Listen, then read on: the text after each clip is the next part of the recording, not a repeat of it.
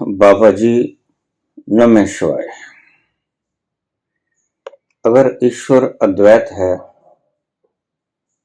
अगर ईश्वर अज्ञेय है,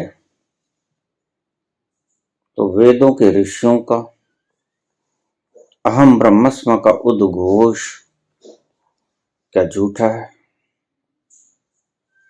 कृपया स्पष्ट करने की कृपा करें। धन्यवाद। सुभाष चंद्र, कोटद्वार, उत्तराखंड। अगर ईश्वर अज्ञेय है, तो वेदों के ऋषियों का अहम ब्रह्मस्म का उद्घोष क्या झूठा है?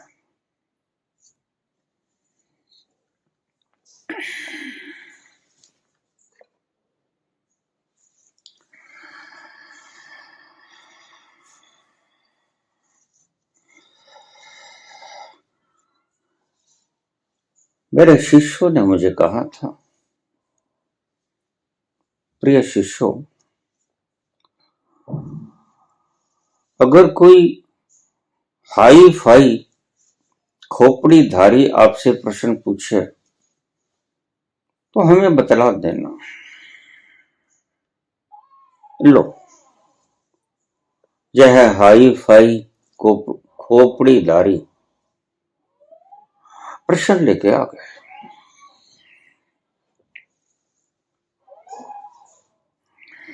इन खोपड़ीधारियों के प्रश्न ऐसे ही हुआ करते हैं। अगर ईश्वर अज्ञेय है, अननोनुएबल, तो वेद के ऋषियों का उद्घोष अहम ब्रह्मास्म क्या झूठा है? बहुत साल पहले मेरे पास ऐसे ही व्यक्ति आए थे, तर्कशील सोसाइटी के सदस्य थे। मुझे कहने लगे कि ईश्वर है।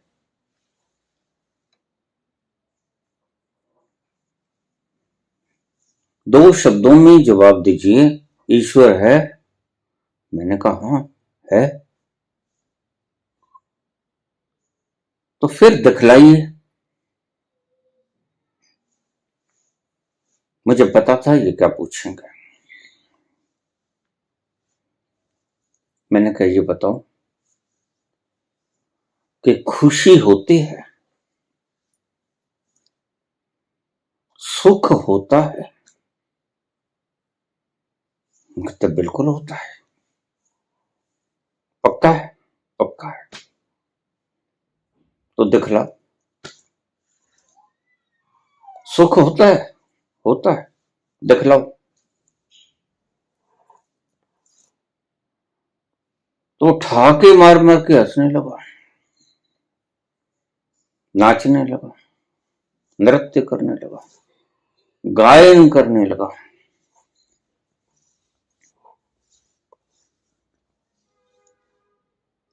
सुर ताल अच्छा था।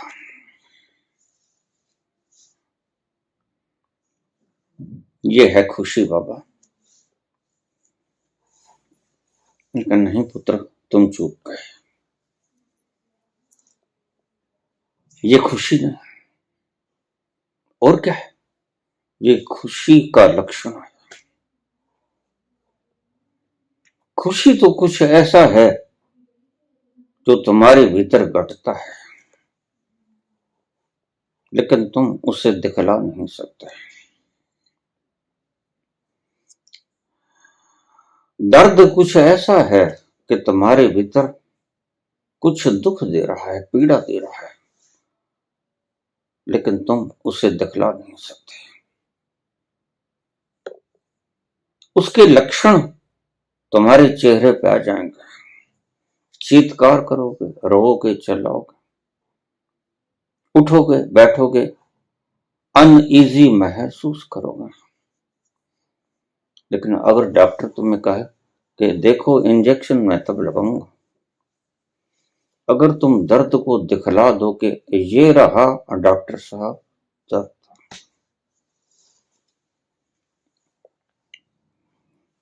वो तो ना दिखला सकेंगे,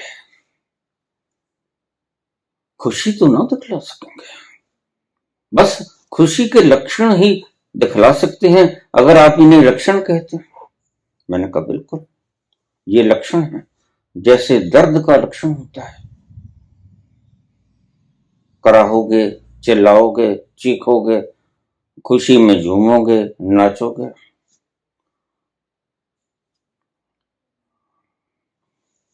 ये खुशी का लक्षण है। खुशी कहाँ है? छटपटाओगे, ये दर्द का लक्षण है। दर्द कहाँ है?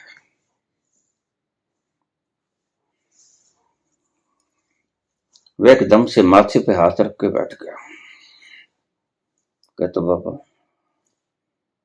40 वर्षों से जिस बात का जवाब कोई नहीं दे सका, मुझे आज मिल गया।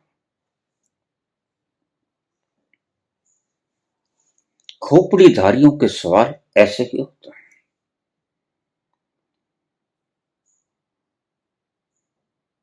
अगर तुम सुख तक को निकाल के नहीं दिखा सकते, दर्द तक को निकाल के नहीं दिखा सकते, दुख तक को निकाल के नहीं दिखा सकते कि ये रहा, तो उस विराट परम सत्ता के अनुभव को कैसे दिखला पाएगा संत? विराट सत्ता। मैंने क्या बोला? विराट सत्ता। विज्ञान सब कुछ इन्वेंट कर भी ले, लेकिन एक बात को ध्यान रखिएगा, मेरे ये शब्द रिकॉर्ड हैं। विज्ञान सब कुछ इन्वेंट कर लेगा, लेकिन अगर वैज्ञानिक से कहा जाए कि रेत का एक कण बना के दिखा दो, जिस चीज के भीतर से तुमने इतनी बड़ी ऊर्जा प्रकट कर दी, हिरोशिमा नागासाकी को पल भर में वाष्प बना दिया,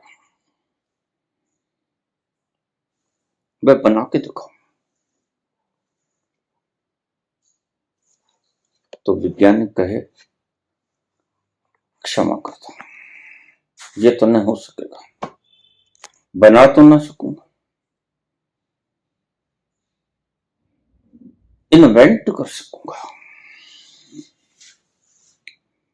बस ऐसा ही कुछ सवाल सभी नास्तिकों का भी है। नास्तिक कहेंगे दिखाओ, और ऐसे सवाल खोपड़ीधारियों के होते हैं। ऐसी मूर्खताएं करने वाले व्यक्ति को सुनना मत। अक्सर तर्कशील सोसाइटी के सदस्य या पदाधिकारी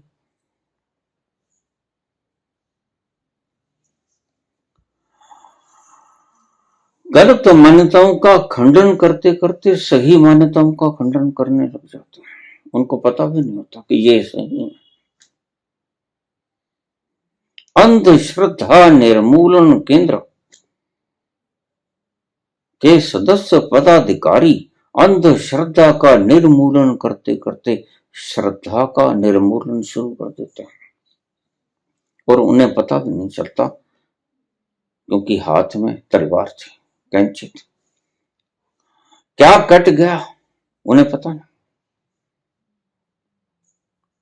क्योंकि जिसे श्रद्धा और अंधश्रद्धा के भीतर भेद मालूम नहीं पड़ा, वह कुछ भी काट देगा।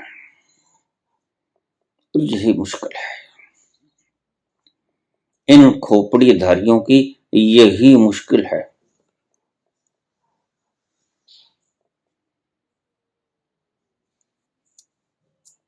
कल ही मुझे किसी ने पूछ लिया था कि यह जो व्यक्ति बोल रहा है, इसकी बातें जचती हैं, इसके विषय में क्या कहोगे? मैंने कहा कचरा।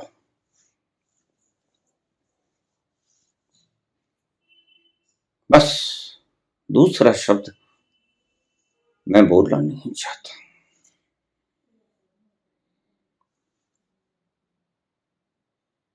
ऐसे लोगों के लिए समय और शक्ति बर्बाद करना ना समझी है। प्रश्न बहुत से उठेंगे, उठते हैं, लेकिन खोपड़ीधारियों के होते हैं। सभी प्रश्न मूलतः खोपड़ीधारियों के प्रश्न होते हैं। लेकिन आपने कहा था कोई खोपड़ीधारियों का शीर्षस्थ उच्चस्थ व्यक्ति अगर कोई आए और प्रश्न पूछे तो हमें बता देना, लो आज आ गया। और प्रश्न भी देखिए, अगर ईश्वर अज्ञेय है, अब प्रश्न आध्यात्मिक है, ये कहेंगे आध्यात्मिक है नहीं, प्रश्न तार्किक है। ये सोचे बैठे होंगे उत्तराखंड में कि प्रश्न आध्यात्मिक है, प्रश्न तार्किक है। अगर ईश्वर अज्ञेय है, अननोएबल, तो वेदों के, ऋषियों का, अहम ब्रह्मस्म का उद्घोष क्या झूठा है? नहीं। ना तो वेदों के, ऋषियों का उद्घोष अहम ब्रह्मस्म ये झूठा है, और न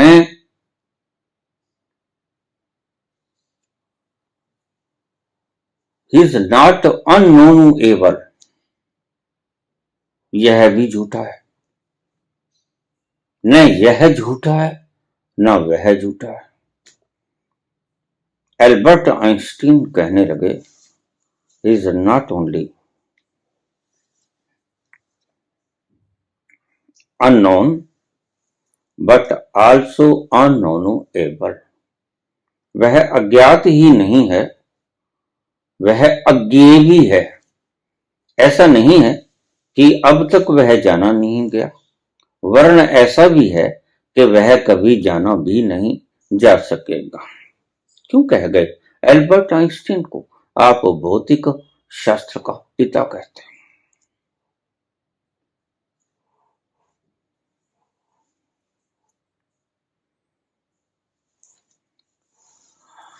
अज्ञेय है, वह जाना नहीं जा सकता। ऊपर ऊपर से देखने में सवाल बड़ा वाजिब लगेगा, लेकिन ऊपर ऊपर देखने से जो ऊपर ऊपर का ज्ञान रखता, वो इन महर्षियों के इस प्रश्न का जवाब दे भी नहीं सकेगा। बिल्कुल, वह अननोएबल है, वह अज्ञेय है।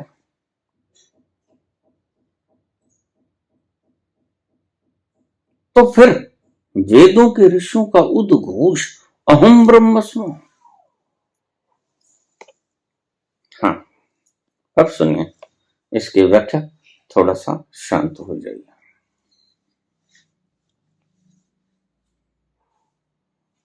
जो नोन शब्द है, नोन, यह बुद्धि से आता है।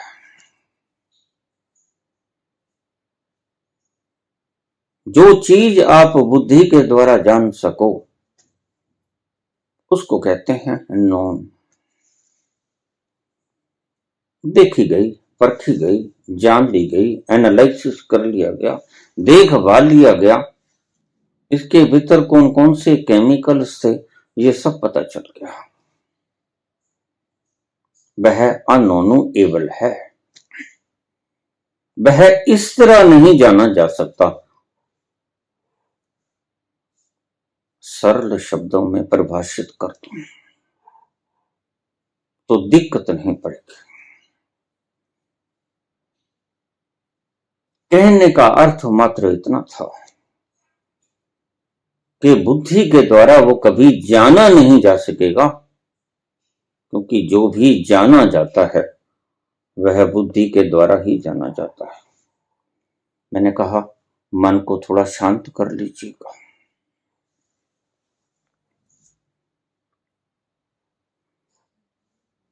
शांति से सुनिएगा। अगर प्रश्न पूछा है तो जानना बुद्धि का विषय है,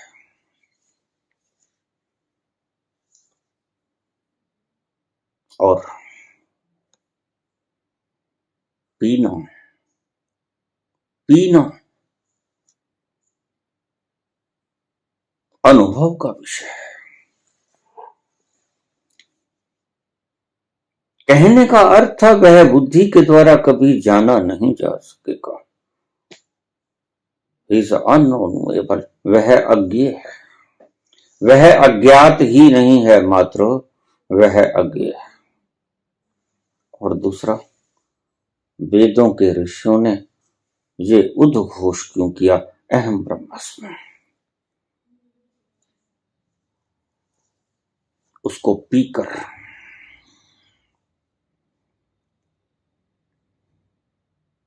जैसे तुम दुख को दिखला नहीं सकते,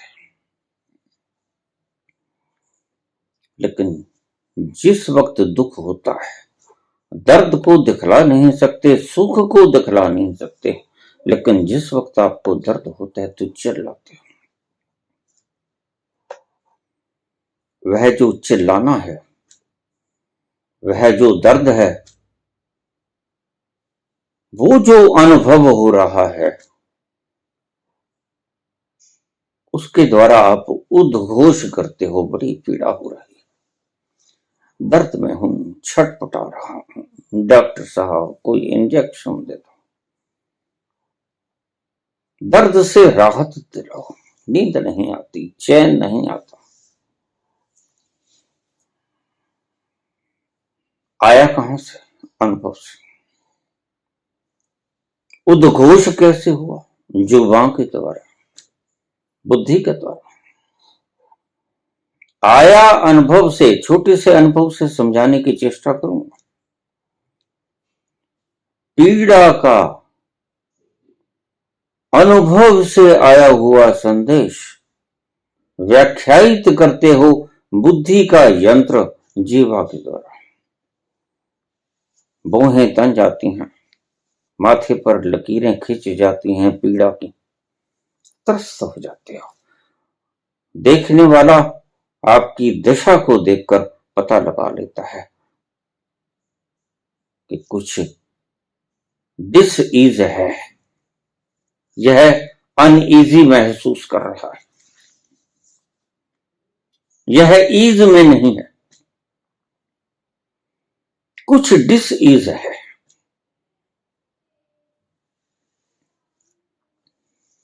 एक छोटा सा अनुभव आता है पीड़ा से, तुम्हें दर्द हो रहा है और तुम वो दिखला नहीं सकते, कितने मजबूर हो। डॉक्टर कहेगा दिखलाओ, फिर इंजेक्शन लगाऊंगा, तुम कहोगे नहीं दिखला सकते, मजबूर हूं, लेकिन पीड़ा है, छटपटा रहा हूं, प्राण निकले जा रहे हैं, इंजेक्शन देता हूं।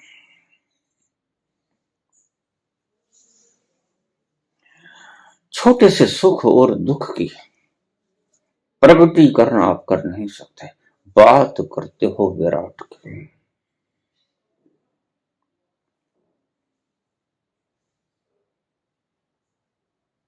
उस विराट को बोलो,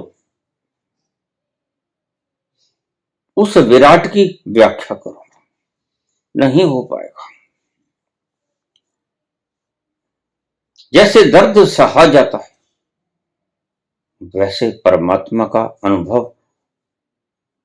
किया जाता है।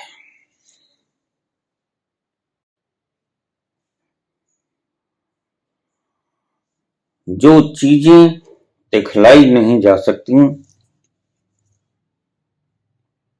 उसके लिए जिद करोगे कि दिखलाओ, डॉक्टर जिद करे कि दिखलाओ, दवा फिर दूंगा, तो आप तड़पते ही रह जाओगे। ऐसे ही तुम तड़प रहे हो।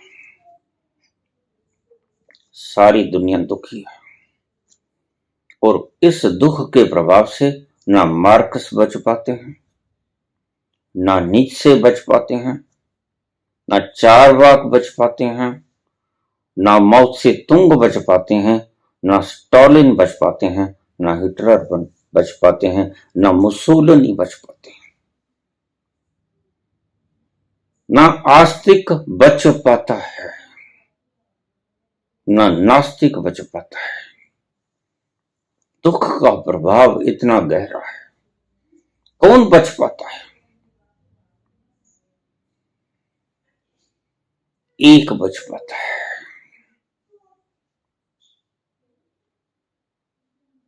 तुम ये मत समझ लेना सुबह शाम मंदिर का चक्कर लगा लिया, मूर्ति के आगे नतमस्तक होके आगे तो तुम नास्तिक हो गए। इतनी सस्ती बात है नहीं। यहां आपा कुर्बान करना होता है।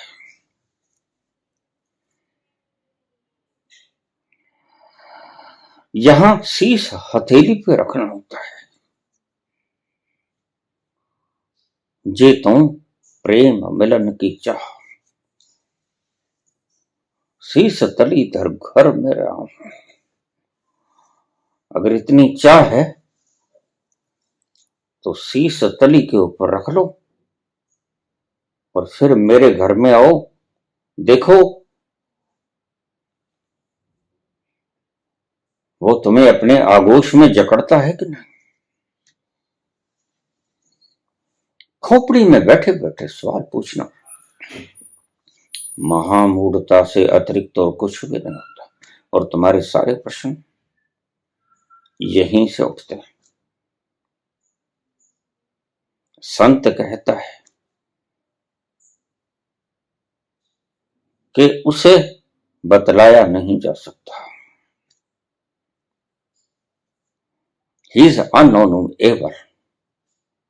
वह अज्ञे है, बिल्कुल ठीक कहता है,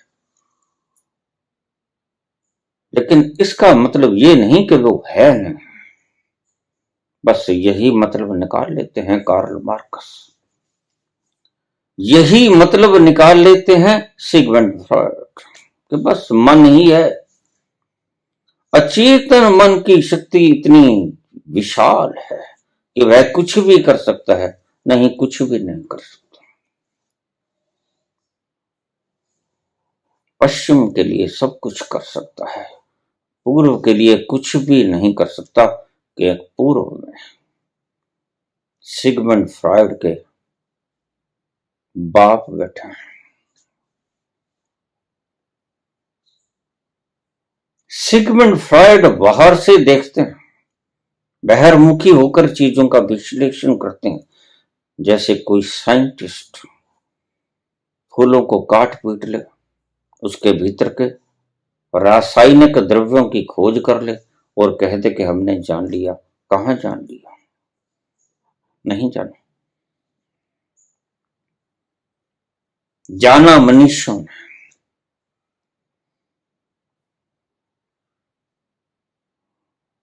जिन खोजा तन पानिया, गहरे पानी बैठ। मैं बपुरा बूढ़न डरा गयो किनारे बैठ। अगर डरोगे, वृद्ध हो गए हो, बेचारे हो, हाथ पांव कंप रहे हैं, मृत्यु से डर रहे हो, तो उम्मीद छोड़ देना कि हम उसको जान पाएंगे, उसका अनुभव कभी ले सकेंगे। कबीर कहते हैं कि मैं बेचारा बूढ़ा, मैं बपरा बूढ़न डरा, भय खा गया। सभी भय खा जाते हैं। कोई एक व्यक्ति है जो भय नहीं खाता, निर्भय होकर जाता है, और उसी को हम महावीर कह देते हैं कि यह है वीर। जो मृत्यु के भय से भया आक्रांत नहीं हुआ।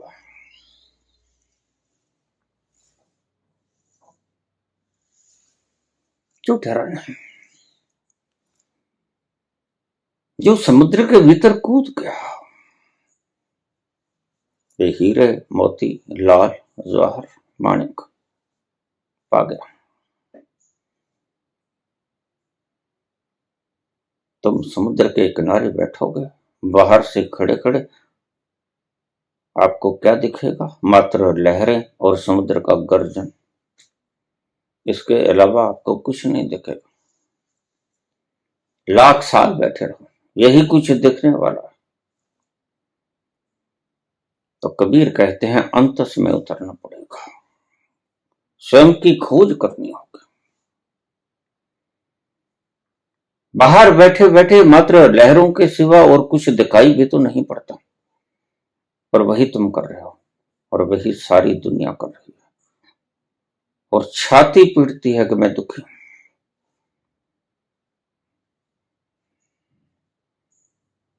जब तुम बाहर बैठे बैठे देखोगे तो देखना कभी समुद्र को लहरों के अतिरिक्त कुछ दिखाई पड़ता है, कोलाहल के अतिरिक्त कुछ दिखाई पड़ता है, समुद्र की भीषण गर्जना के अतिरिक्त कुछ सुनाई पड़ता है।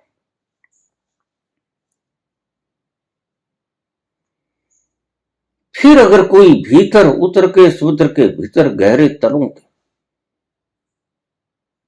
हीरे मोती जवाहरात देख के आया हो, वो तुमसे कहे कि इसके गर्भ के भीतर, इसके भीतरी तलों के भीतर हीरे मोती जवाहरात माणिक पड़े हैं, तुम कहोगे देख लो, देख लो। बस नास्तिक इन्हीं कहता हूं मैं, मनीषी नास्तिक इन्हीं को कहते हैं। बपूरा बूढ़ा गए वो किनारे बैठ और कहते हैं देख रहा वो कहां है।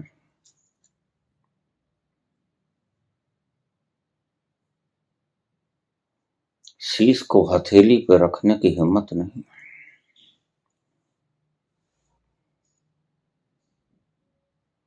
आधे तोले की जुबान हिला देने की हिम्मत है, दिखलाओ कहां है। इसलिए कबीर कहते हैं, इसलिए मैंने पुराने अभी कुछ दो चार प्रवचन पहले मुमुक्षा जगी न, और जब तक मुमुक्षा जगी न तब तक हथेली के ऊपर तुम्हारा शीश आएगा नहीं। यह मुमुक्षा ही है, यह पिपासा ही है जो तुम्हारे शीश को तुम्हारी हथेली पे रखने को मजबूर कर देते हैं। तुम बेधड़क होके अपने शीश को हथेली पर रख देते हो, देखी जाएगी। जो घर बार है अपनों चले हमारे साथ, कबीरा खड़ा बाजार में लिए लुकाटी हाथ। कबीर कहते मैं तो पुकार रहा हूं, लेकिन जिसमें अपना घर जलाने की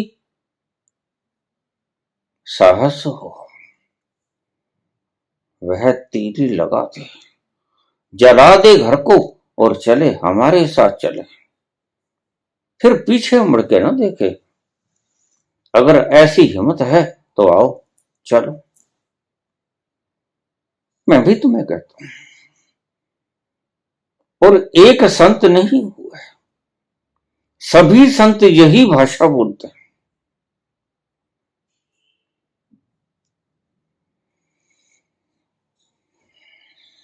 प्रेम ना बाड़ी उपज है, तुम प्रेम को ढूंढते हो, वहां प्रेम रस है, वहां प्रेम रस का समुद्र है, बूंद नहीं।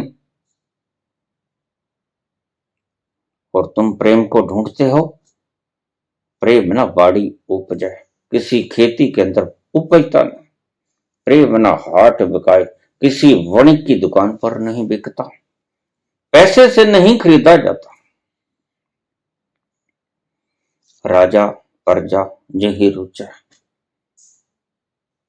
जनता हो या जनता का राज करने वाला राजा हो, जिसको अच्छा लगता है कि मुझे प्रेम चाहिए, शीश दे ले जाए, बस यही शर्त है।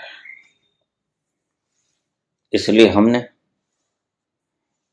बहुत बड़े बड़े सिंबल क्रिएट किया, प्रतीकात्मक चिन्ह पैदा किया है।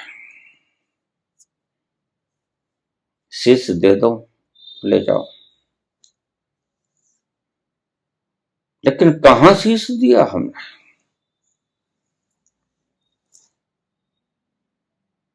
तो ध्यान रखना, अगर इतना साहस नहीं है तो खोपड़ी को खुजलाना बंद कर दो। खोपड़ी को खुजलाना है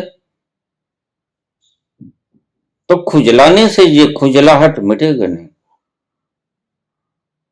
शीश को हथेली पे रख दो, जे तुम प्रेम मिलन की चाह, शीश तली धर घर मेरे आम, मैं पुकार रहा हूं, आ जाओ। लेकिन इस हुमे को मिटा के आ जाओ, फिर चलो मेरे साथ, लगा दो घर को आग। तुम कहोगे बाल बच्चे द्वारा,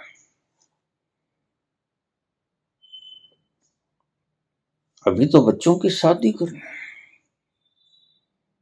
अभी तो बच्चे बड़े हुए नहीं, क्या कुछ नहीं करना है, फर्ज भी बाकी है, कर्ज भी बाकी है, और तुम्हारे ऊपर तो ऐसे ऐसे कर्ज बाकी होते हैं जो वास्तव में होते ही नहीं। ऐसे ऐसे ऋण तुम्हारे शास्त्रकारों ने तुम्हारे सिर पे चढ़ा दिए हैं जो वास्तव में हैं ही नहीं। आचार्य ऋण, देव ऋण, पितृ ऋण, कैसे उतारोगे इनको? और तुम मरे जाते हो इन बोझों के तरह, और पंडित जी महाराज तुम्हें कहेंगे श्राद्ध करा दो, पितृ ऋण उतर जाएगा, स्वर्ण दान कर दो, गऊओं को स्वर्णों के सींग जड़ाकर दान कर दो, और दान भी ब्राह्मण को कर दो। ये लोभ नहीं तो और क्या है, ये लालच नहीं तो और क्या है, यह दुकानदारी नहीं तो और क्या है, व्यापार नहीं तो और क्या है।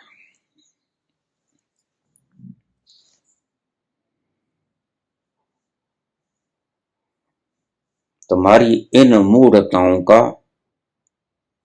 बड़े मूढ़ों ने, चालाक व्यक्तियों ने शोषण किया है सदा से। जब तक ऐसे प्रश्न खोपड़ी से उठते रहेंगे और व्यक्ति अपना साहस न जुटाएगा शीश को हथेली पर रखने का, तब तक ये लुटेरे आपको लूटते रहेंगे। तुम बच ना पाओगे, उनकी गिरफ्त से बाहर ना हो पाओगे। ये लुटेरे आपको लूटते रहेंगे, वो राजनीति के हों, वो धर्म के हों। ये दो ही तरह के लुटेरे हैं जो आपको सदा से लूटते आए। धर्म और राजनीति के प्रबुद्ध जन बैठकर बनाते हैं सारी सियासत को, प्रचार करता है ब्राह्मण यानी मीडिया, और लागू करता है राजतंत्र, और तुम ठगे जाते हो। तुम्हें पता भी नहीं चलता कि कब दोनों ने षड्यंत्र रचकर तुम्हारा सब कुछ छीन लिया, तुम्हारा सर्वस्व नष्ट कर दिया, तुम्हें पता भी नहीं चलता। ऐसे ऐसे सवाल भीतर से नहीं आते, ध्यान रखना। काश काश ये शब्द भीतर से आए होते, तो मैं इनको सैल्यूट करता, मैं तुम्हारे पांव पकड़ लेता। मुमुक्षु आया,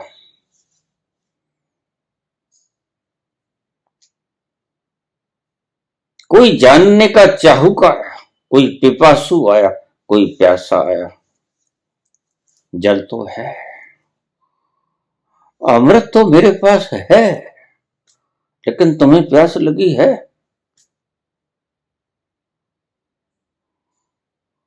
तुम मेरी तरफ मत देखो, मैं तो अमृत कुंड हूं, मैं तो अमृत सरोवर हूं, मैं तो अमृत का विशाल सागर, ओशन। तुम देखो तो तुम्हारी तरफ देखो, प्यास जगी है। और अगर प्यास जग गई होती, या खोपड़ी से इतना सवाल नहीं आता था। फिर अब कहीं से भी ढूंढ ढांड के मेरे पास आ जाता।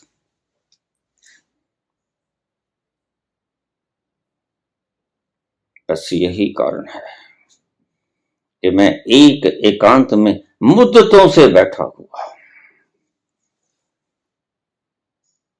कभी कोई मुमुक्षु आता है और मुझे चाहिए, बेड़ों की जमात नहीं चाहिए, मुझे फॉलोअर्स नहीं चाहिए, मुझे क्राउड नहीं चाहिए, मुझे कम्यून नहीं चाहिए, मुझे मुमुक्षु चाहिए, मुझे पीपासु चाहिए। अगर प्यास लग गई है तो फिर आ जाओ।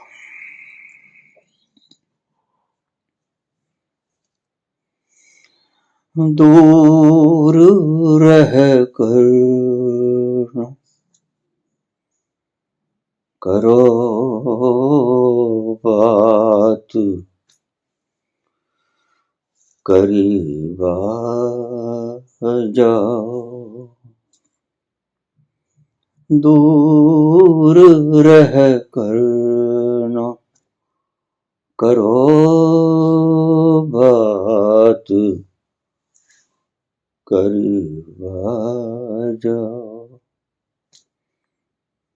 याद रह जाएगी ये रात, करीब आ जाओ।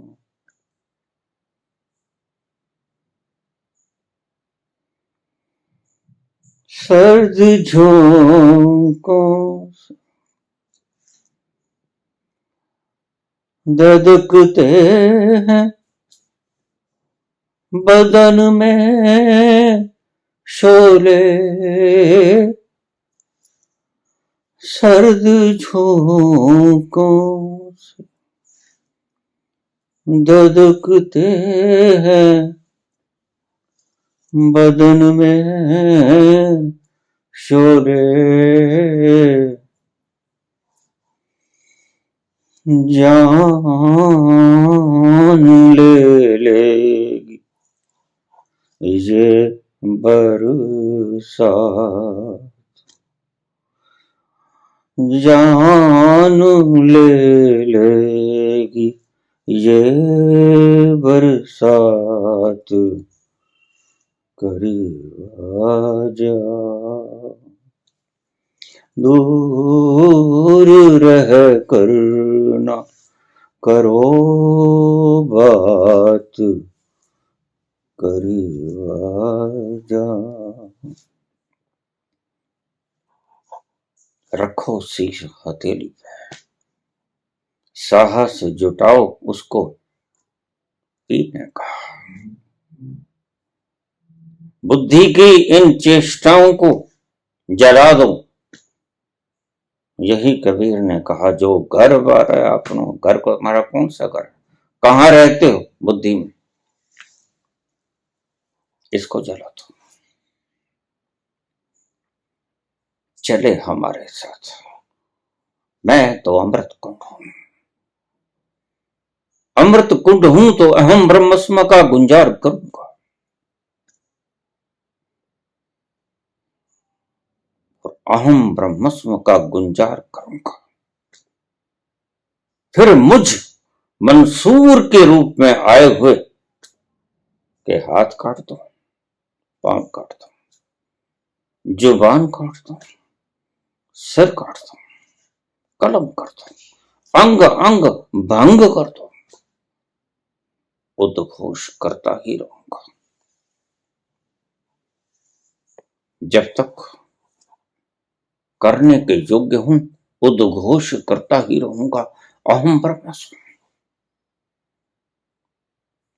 ऐसा ही सभी संत करते हैं, और तुम मूढ़ों ने ऐसा ही सब कुछ संतों के साथ किया। किसको बख्शा तुमने?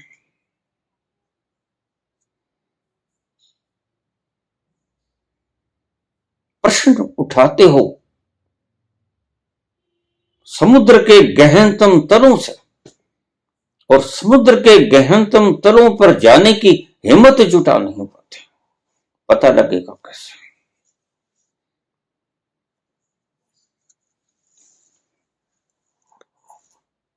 पता तभी तो चलेगा कि दर्द से छटपटाहट क्यों थी, जिस दिन तुम्हारे खुद के दर्द हो जाएगा।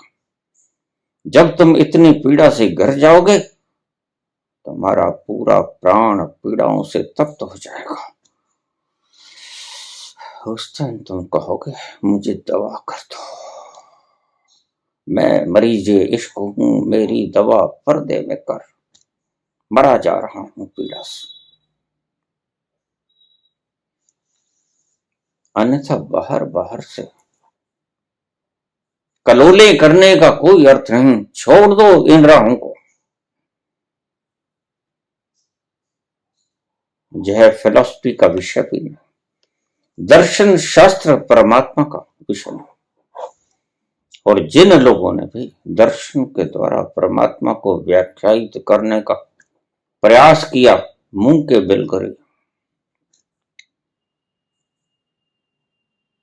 उन्होंने सदा मात खाया। और इन मूढ़ों के प्रश्न ऐसे ही हुआ करते हैं। पूछो इन तर्कशील सोसाइटीज वाले लोगों को, अंधश्रद्धा निर्मूलन, इन लोगों से पूछो, दिखलाओ दर्द कहां, दिखलाओ खुशी कहां। एक छोटा सा अनुभव तुम दिखला नहीं पाते, उस विराट के अनुभव को पूछना चाहते हो शब्दों के द्वारा, जो लिपियां तुम्हारी ही बनाई हुई हैं। फिर मूर्ख तुम्हें मिल जाते हैं, महामूढ़ तुम्हें मिल जाते हैं। वो कहते हैं ये लो माला, नमः शिवाय, करो जाप, हनुमान चालीसा पढ़ लो, दुर्गा चालीसा पढ़ लो, ये काली चालीसा पढ़ लो, ये श्राद्ध कर दो, ये कुल देवता की पूजा कर दो, कुल देवी की पूजा कर दो। तुम मूढ़ों को महामूढ़ मिल जाते हैं, और तुमको बड़े रास आते हैं। तो अपने डेरों के भीतर बांस गाड़ देते हैं। चलो बेटा, चढ़ते रहो उतरते रहो, इतना हम विश्राम करते हैं, तुम इसको छोड़ना मत। कहां उलझे फिरते हो? जानना चाहते हो उस अमृत को, हिम्मत तुम्हारे में इतनी भी नहीं, थोड़ा सा कूद ही जाओ।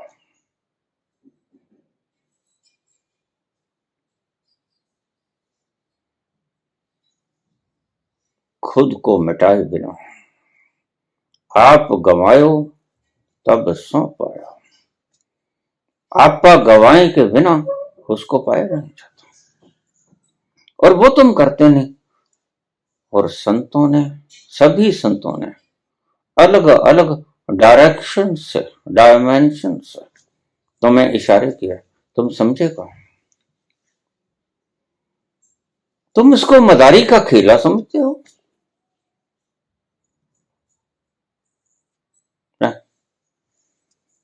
ये तुमसे तुम्हें ही मांगता है, नारियल की भेंट से नहीं मिलेगा, आग में हवन सामग्री झोंकने से, शुद्ध गाय का घृत झोंकने से नहीं मिलेगा।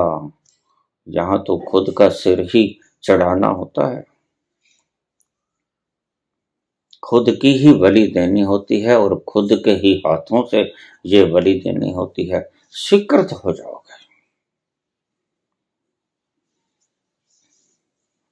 जब तुम इतने मासूम हो जाओगे। और ये मासूम इतने बनोगे कब? जब तुम संसार के दुखों से मायूस हो जाओगे। जो मायूस नहीं हुआ वह मासूम नहीं हुआ। संसार ने जिनको पीड़ाएं नहीं दी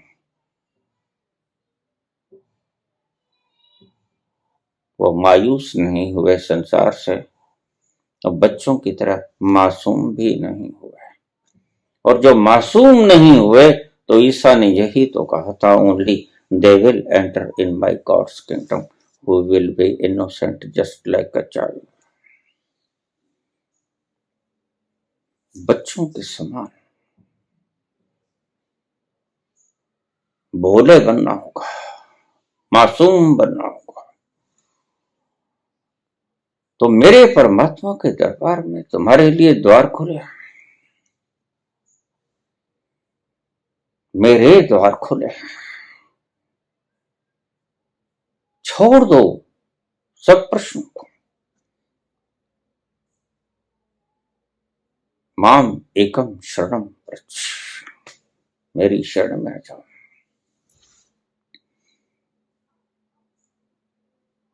इन होशियारियों को छोड़ दो। होशियारियों से कभी किसी को कुछ मिलता नहीं, तुम्हें भी नहीं मिलेगा। सहस सियाणपा लख होवे एक न चले नाल।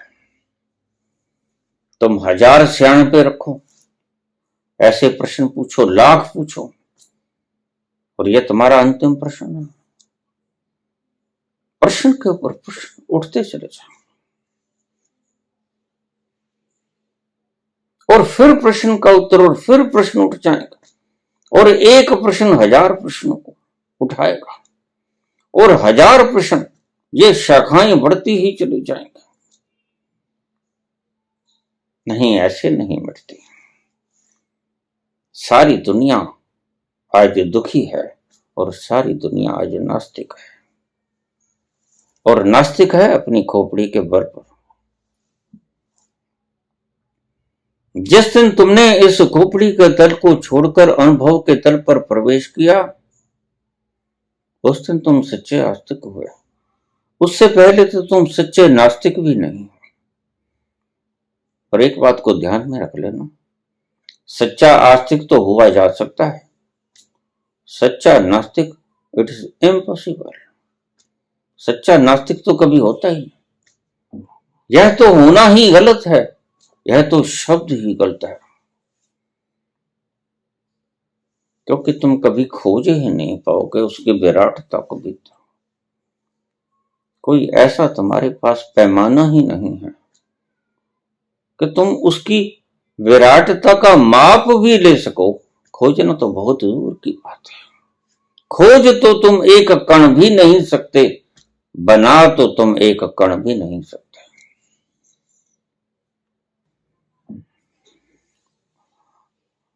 वेद के ऋषियों का अहम ब्रह्मस्म का उद्घोष क्या झूठा है? नहीं, तुम्हारे लिए झूठा है, मेरे लिए झूठा नहीं है। और अगर मैं कह दूं कि सच है, मैंने कह दिया कि सच है, तो भी तुम्हारी खोपड़ी मान पाएगी? है? खोपड़ी कहां मान पाती है? इसको तो यही खोपड़ी तो मांग रहे हैं कबीर। ये सिर का मतलब क्या होता है? ये हवन के भीतर नारियल डालने का अर्थ क्या होता है? ये तुम्हारी खोपड़ी मांगते हैं। ये सिर्फ सिंबॉलिक रिप्रेजेंटेशंस थी, प्रतीकात्मक चिन्ह थे। आप गंवायो तब सौंप पायो।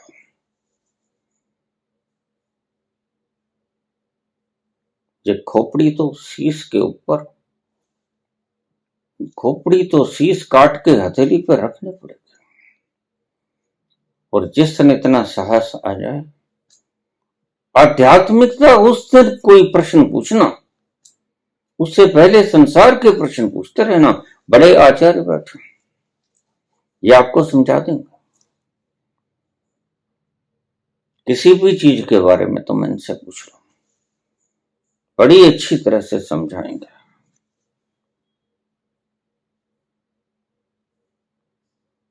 परमात्मा के बारे में जिस दिन पूछने की इच्छा हो, मुमुक्षा जगे, पिपासा जगे, उससे पहले पूछने की दृष्टता मत करना। काश तुमने कोई ठीक सा प्रश्न पूछ लिया होता। तुम दुखी हो, मैं जानता हूं। नानक दुखिया सब संसार, संत पहले ही बोल गए। संत जानते, क्योंकि संतों ने उस समग्र कोलेक्टिव कॉन्शियसनेस के भीतर प्रवेश कर लिया। और इतना ही नहीं, उन्होंने कोलेक्टिव अनकॉन्शियस के भीतर भी प्रवेश कर लिया है। और सारी यात्रा करके उन्होंने पाया, नानक दुखिया सब संसार, कोई सुखी नहीं है। सुखी है एक सुखी है, कबीर सुखी है। और गुनगुनाता है गीत, नानक सुखी है और गुनगुनाता है गीत। मीरा सुखी है और पांव में घुंघरू बांध के नाचती है।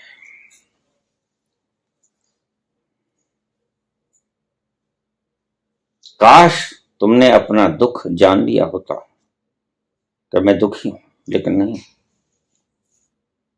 तुम अभी दुखी हो नहीं। और अगर दुखी हो तो तुमने जाना नहीं, तुम अभी अनभिज्ञ हो कि मैं दुखी हूं। जिस दिन तुम भिज्ञ हो गए कि मैं दुखी हूं, सच में दुखी हो गए, सच में जान गए, उस दिन अध्यात्म के रास्ते तुम्हारे लिए खुले हैं, आ जाना। जिस दिन संसार तुम्हें दुख देने लगा, अभी तो दुख नहीं देने लगा, अभी तो तुम्हें रस आता है। सभी इंद्रियों से सभी प्रकार के स्वादों का रसा आस्वादन करते हो, अभी तुम्हें कहां दुख हुआ। लेकिन जिस दिन ये संसार तुम्हें सूल की तरह चुभना शुरू हो जाए,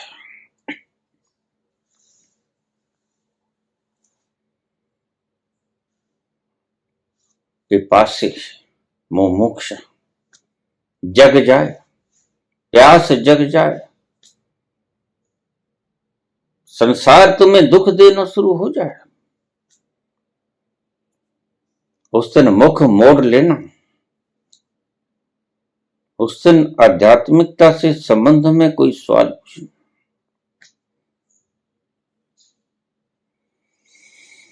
कोई जब तुम्हारा हृदय तोड़ दे, तड़पता हुआ जब कोई छोड़ दे, तब तुम मेरे पास आना प्रिय, तब तुम मेरे पास आना प्रिय। मेरा दर खुला खुला ही रहेगा तुम्हारे लिए, तुम्हारे लिए। लेकिन ध्यान रखना, संसार तुम्हें तोड़ दे, संसार के अंदर तुम्हें दुख ही दुख नजर आए, परमात्मा का दरवाजा तो सदा से खुला है, वह तो सदा से तुम्हें पुकार रहा है आगोश में लेने को। प्रतीक्षारत है। तुम दुखी तो हो, थोड़ा सा उसकी बनाई हुई सृजना तुम्हें तंग करना शुरू कर दे, थोड़ा सा डसना शुरू कर दे, और जब तुम दुखी हो जाओगे अंधकार ही अंधकार तुम्हें नजर आएगा चारों तरफ, और उस दुख के भीषण तूफान के भीतर निरादर खुला है, खुला ही रहेगा तुम्हारे लिए, तुम्हारे लिए। फिर आ जाना। स्वागतम।